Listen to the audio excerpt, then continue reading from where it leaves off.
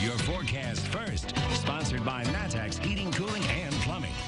It's been a very cold and windy day across the area. Clouds now returning across much of Illinois here tonight. We are expecting quite an overcast and kind of a cool day coming up on Friday. 30 degrees now in Champaign, 34 in Decatur, but you've still got some of that wind out there, so it feels like 23 when you factor that in. So while tomorrow we'll start out a little bit on the cool side for kids at the bus stop near the freezing mark, we will see a lot of cloud cover, not much sunshine, and temperatures only to about 40 for a high. Now, the weather gets a little bit more interesting towards the weekend. We've got snow in the forecast. We'll show you that coming up. WCIA 3 News starts right now. Now from WCIA 3 News. It's just ugly. It is cruel. A woman died in a county jail more than a decade ago. Years later, those who knew her say justice has finally been served. I had a guy the other day who, third generation, was going to buy a gun for his grandson for Christmas. But that didn't happen at one store, why it's becoming a familiar scene at gun sellers across the state. 13 hours, 3 locations. How you helped us beat our goal for Toys for Tots. You're watching your local news leader. This is WCIA 3 News at 10. She was put on suicide watch, and she was watched slowly dying. But her attorney said that didn't have to happen. So they fought for years to bring justice to a woman who died in the Champaign County Jail. Good evening, I'm Paul Cicchini. And I'm Jessica Coons. Back in 2007, Janet Hahn was arrested and died in jail in a matter of days. Her family filed a lawsuit against the county, and after years of court battles, a verdict was finally reached.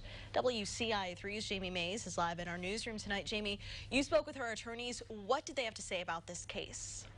She told me she was pleased with the jury's decision, and over a decade ago when Hahn's husband reached out to her for help, she knew she had to do something.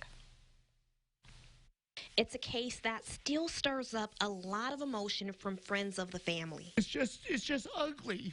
It is cruel. 12 years ago, Janet Hahn was accused of stabbing her husband during a domestic dispute. She was arrested. Her attorney, Jude Redwood, says she had mental health issues and type 1 diabetes. She was also under quite a bit of strain at that time, and she was suicidal. Redwood says she was uncooperative in answering questions from the officers, but she did tell them about her health. She was placed on suicide watch and received insulin once. But the remainder of her stay in the jail, she did not receive any insulin. And for a type 1 diabetic, this can be a death sentence. In her particular case, it was. There was a nurse on duty. Failed to recognize that this young woman was going into a diabetic emergency.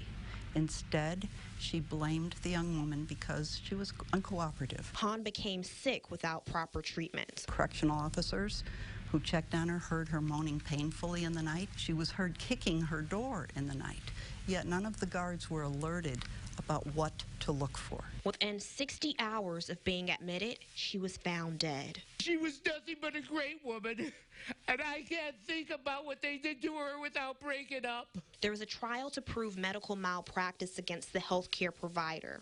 After years of fighting, a verdict was handed down. They decided Hahn was partly responsible for her own death, but not completely. $1,050,000 was awarded to her estate.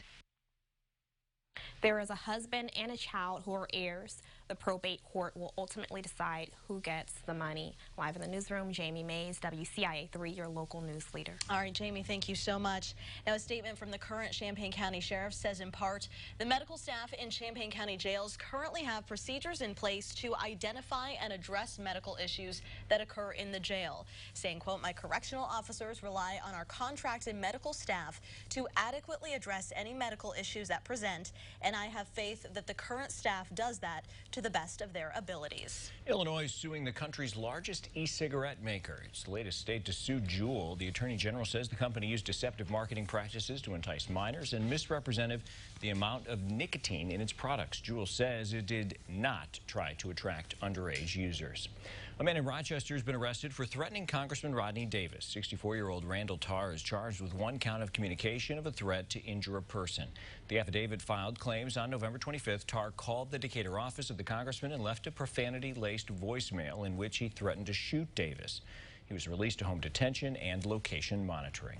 The holidays are the season of giving, and some of those gifts could be guns. But people hoping to get one this year in Illinois might be disappointed. WCIA 3's Gabrielle Franklin explains what some people are blaming for the issue.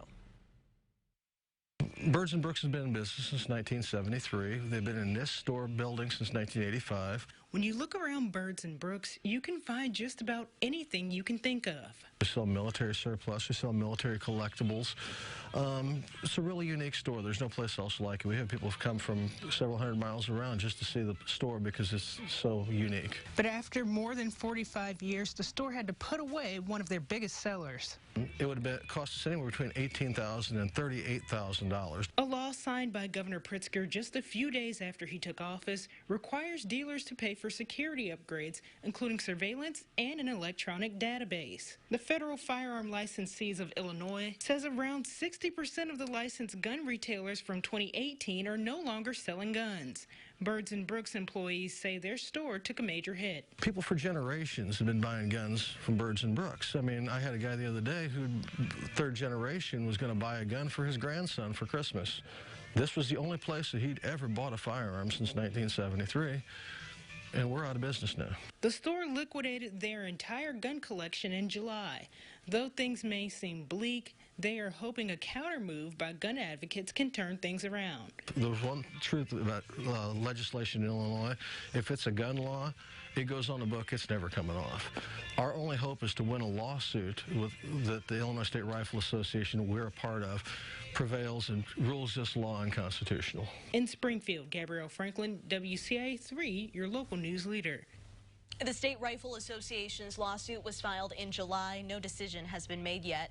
BFF Firearms in Danville is also part of the lawsuit, as well as Personal Firearm Sales and Service in Champaign. We have a follow-up out of Danville. Friends are sharing their memories of Timothy Duncan. The 52-year-old's remains were found in a house on East 3rd Street near Stewart. Officials say he died of breathing in smoke. His friends say they want people to know that he was kind and had a great sense of humor. They say Duncan had fallen on hard times, but they want people to remember the person he was. He was a good guy. He was nice, and he liked to talk, liked to joke around, and he liked to. He would talk to me about music and stuff, and about whatever was going on in Danville and around the world. He had a lot of friends. A lot of people knew who he was, even up until when he disappeared. And the more I've talked to people, they wondered, where did he go? Duncan is from Covington originally. His remains were found in that Danville house in October. That same house caught on fire twice last year, once in October and once in November. Today's more than just December 12th. It's also Jesse White Day. The governor issued a proclamation naming today after the Secretary of State. It's also the 60th anniversary of the Jesse White tumbling team. Now, White has served 6 terms as Secretary of State. Carolers normally go door to door, but not the group we're going to show you. All you need is a phone to hear them. Plus, it was a chance to give people a taste of home while they're at school, what one church offered tonight. And it's going to essentially be a home game for Illinois' opponent at the Red Box Bowl, while Lovie Smith says he's not worried.